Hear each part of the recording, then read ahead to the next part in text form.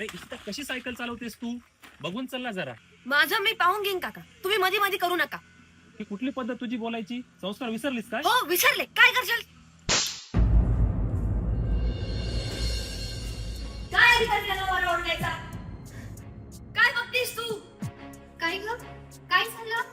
अगं आई, त्या काकांनी मारलं मला कानाखाली. बघू. अहो, काय बघताय तुम्ही? का? कुणी मारलं तुला?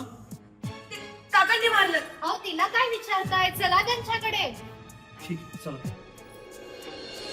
या, मला माहित होतं तुम्ही येणारच आहात. या, आत या. आम्ही काय इथे बसायला नाही आलो. अरे थांब ना जरा, आत जाऊन बोलू ना. या, आत या. चला आत चला. भाऊजी, हे काय चाललंय तुमचं? आजकाल खूपच वाढलंय तुमचं. माझ्या मुलीला हात लावण्याचा अधिकार दिला कोणी तुम्हाला? अहो, बघता काय? त्यांना माझ्या मुलीची माफी मागायला सांगा. माफी तर मागायला लागणार, पण दादा तुला माफी मागायची गरज नाहीये. इशिता, तू काहीतरी तर चुकलीच असणार, त्याशिवाय माझा दादा तुझ्यावर हात नाही उचलणार. अहो, असं काय बोलताय तुम्ही? गप्प बस जरा. हा माझा मोठा भाऊ आहे, लहानपणापासून घडवलंय त्याने मला. माझ्या लेकीला चुकीचं वळण तो लागू देणार नाही, इतकी मला गॅरंटी आहे त्याच्यावर.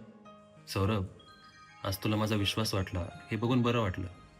पण इथून मागे जेव्हा मी तुझ्या आयुष्यात तुझे निर्णय घेतले तेव्हा तुला आणि शुभांगीला मी स्वार्थी वाटलो. तुमच्या आयुष्यात ढवळाढवळ करतोय असं वाटलं. अरे एकत्र कुटुंब म्हटलं की 4 माणसं टोकणारी आलीच, त्यामुळे तर पोरं टाळ्यावर राहतात. आज आपण विभक्त झालो म्हणून या पोरीची जीभ एवढी चालायला लागली. हे जे काही केलं ना, हा माझा स्वाभिमान नव्हता.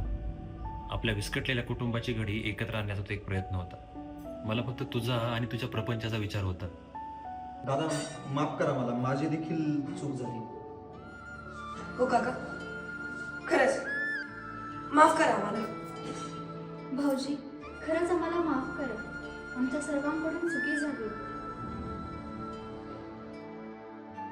संस्कार द्यायला रक्ताची माणसं लागतात आणि ती टिकवायला फक्त विश्वास.